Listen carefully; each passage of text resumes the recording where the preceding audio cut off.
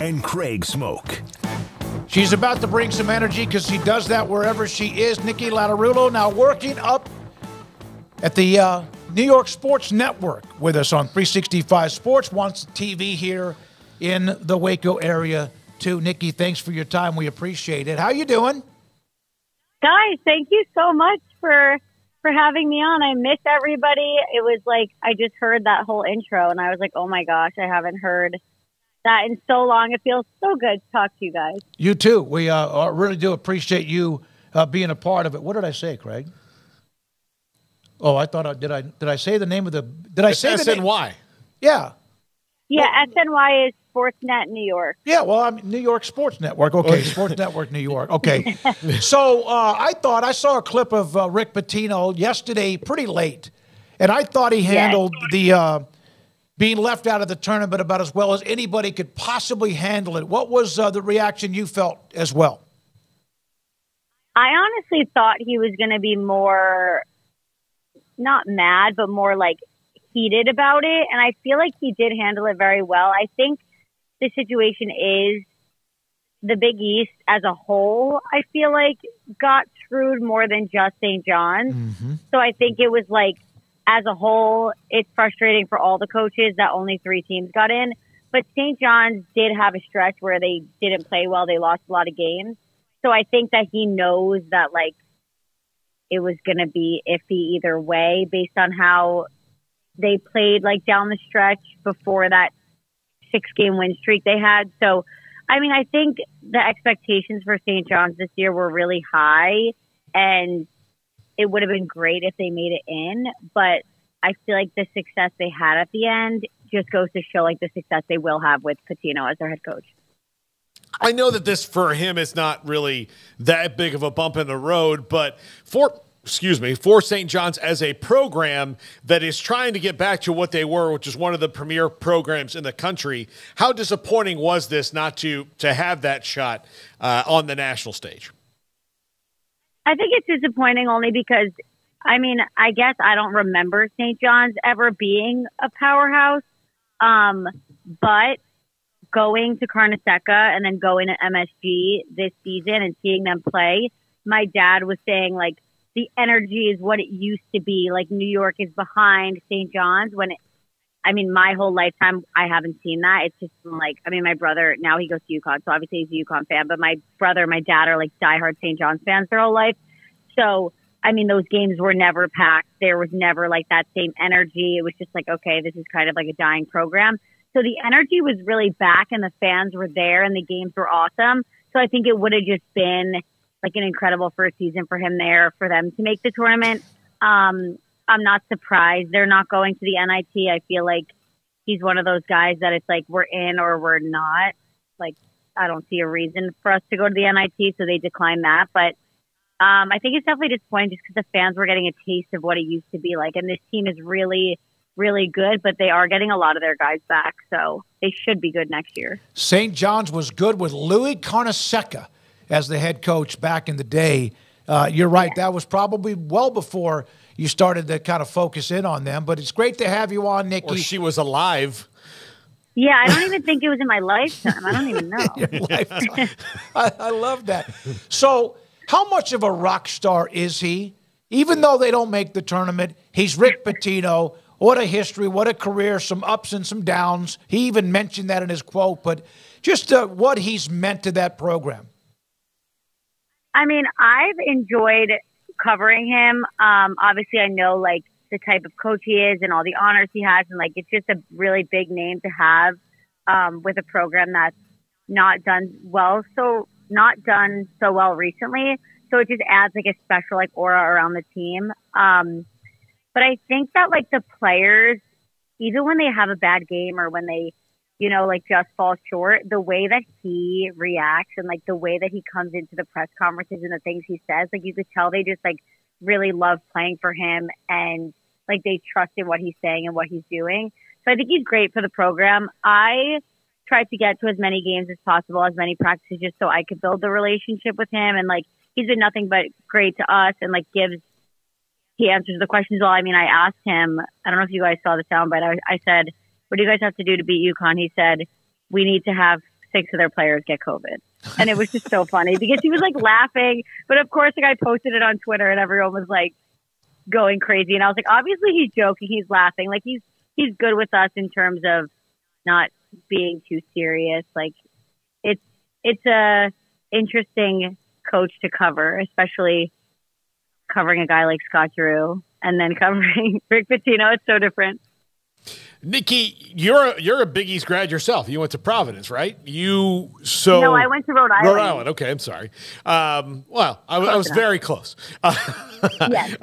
But the Big East did. You mentioned earlier they did kind of get screwed here in this whole thing. What is the discourse around the conference about how they show that they are a conference that is coming back in basketball? Because if they do expand the tournament, if Greg Sankey gets his way, the Big East is not the conference he's talking about, but that's the league this year that deserved more entries than it got. Yeah, I think the issue was that UConn was at its best, and then there was teams like DePaul and Georgetown that were at their worst. So it kind of made the middle of the pack this year not as strong as it usually is, because normally the Big East from top to bottom is good. So DePaul having like 2 conference wins, I feel like hurts like the St. John's and the Seton Halls of the conference and like Providence. But I think, I mean, you could tell they all, like Dan Hurley spoke in his press conference yesterday and he was like, it's embarrassing that we only have 3 teams in. And then you have Pitino saying like, we were ranked like 30th in KenPom. Like, what does any of this even mean?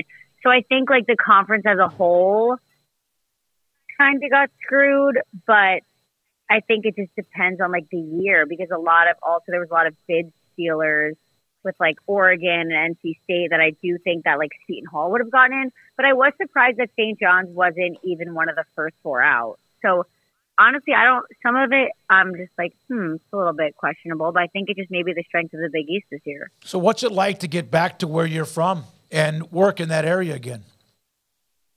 It's kind of crazy because I obviously grew up here watching the New York sports media. All the media members are still the same. So it's like I see someone like Bruce Beck, who's been in the industry my whole life, and I'm like kind of fangirling. So I'm like, wait, I'm like, now I work with him. And then it's just weird because the teams, I'm like fans of the teams. Like going in the Yankee clubhouse is like, at first I was like, oh my gosh, this is crazy. Like, this is literally the Yankee clubhouse. Whereas in Nashville and in Waco, it was like random teams to me. Like, I grew to love them and like love all the coaches and the athletes, like great relationships, but it was just like different than now being home and like people I know watching the shows and being around people that I was like fans of. But it's really nice to be home, just to not have to take a plane to come home for things. So I am very lucky, and I feel like very fortunate that I was able to get back to New York this quickly. You were great at telling your story, and about also when you visited your family, you would always have pictures of your parents and your family, and it was always, were you the one that had the apartment flood? Oh yeah, that was me.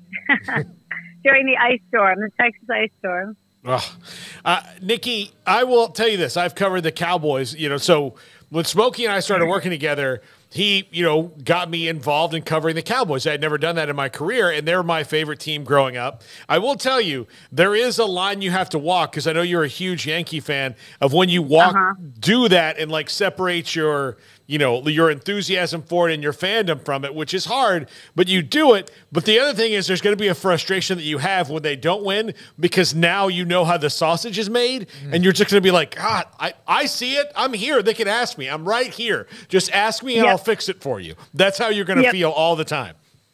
No, I know. It's also like, it's hard when we do like talk segments. We have like people on that are like opinion based, and I'm just like the neutral host, but I'm like, can I get in here with my thoughts? Like, obviously, I try to throw in every once in a while, because also, I mean, I didn't grow up a Mets fan, but now working at like the Mets network, I also get heated about those things too, because it's like I'm covering it all the time. It's like the only thing we really, like, our number one thing we talk about. Same with the Jets. So I'm like, oh God, we need some teams to be good this year, because it's not fun talking about all losing teams all the time, but I think it wears off kind of like the second. So it's like, okay, you interview Aaron Judge once, you're like, oh my God, this is cool. And then you're like, okay, he's normal. It's just a normal dude, like every other athlete. So the Big East, the Big East, we know about the teams that didn't make it, the ones that were right there on the edge, but also UConn, Marquette, Creighton, all of them are capable of making a run. In fact, all of them are very high seeds, 1, 2, and I think a 3. How good are they in the times you've watched them? Obviously, we've watched them on TV quite a bit. Shaka Smart connection with Texas at Marquette. Yeah. And Creighton beat Baylor and knocked them out of the tournament last year. I think UConn is a major powerhouse. I think they're better than they were last year. I think Marquette is good, but I don't think they're at the same level as UConn. I think Creighton is almost a bigger threat for some reason for UConn. Like UConn struggles against Creighton where UConn doesn't struggle against Marquette. But I worked with Hurley at URI. So now I have a really good relationship with him. I do one-on-ones with him every time I see him. Like, great dude, love him. So I'm covering the UConn games. They're in Brooklyn this week. So I'll be at that. And I just think, I feel like UConn has a really easy path to the Final Four just because of how good they are. But then I was watching Houston. And I was like, Houston is the team. And then what happened in the Big 12 championship. So honestly, anything can happen any given day. But I do think the Big East has a leg up on a lot of other teams just because like the teams they play against in their conference. Nick, if you don't mind me asking, because of what we saw when you were here in Waco, then you've moved all the way up now to where you are. When did you realize you could work in a market like the New York market? I didn't until they hired me. I kind of just like always knew I wanted to get back, but New York is the #1 market. So it's kind of out of reach, especially as like a young girl. So I was 21 when I was in Waco. And then I was 24 when I was in Nashville. And then I got this job when I was 25. And I feel like when they reached out for me to audition, I just did it because I was like, okay, it can't hurt. Like I might as well, like I have nothing to lose. And then when they were like, okay, we want to hire you. Then I was like, wait, is this real?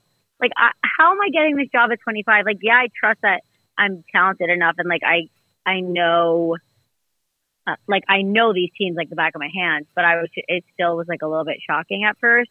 And now that I'm here, I feel like it's all the same. No matter what market you're in, you cover the teams the same. Like the way you work and everything is the same. It's just a much bigger audience. But I feel like the work I did in Waco, the hours and like the filming, editing, producing, you guys see like how the local media is. We do everything ourselves. So I just think like that made me such a good reporter that I feel like it's easier to be in a big market when you're doing less. All right. Well, the last thing I have for you is we also know you're a Kansas City Chiefs fan. And yet again, yes, I am. They won the Super Bowl. Your thoughts about how they got on the road, one in Buffalo, one in Baltimore, ended up winning the Super Bowl. Your thoughts about Mahomes and the Chiefs? Listen, I had a little bit of doubt this year, not going to lie. I was tweeting all the time, like, this is not their year, this is not their year. I was, like, I was just, like, prepared. And then once the playoffs hit, I was like, I have no doubt. Like, this team's winning it all. The Taylor Swift thing, I freaking love because I love Taylor Swift. So I was just, like, loving every second of it.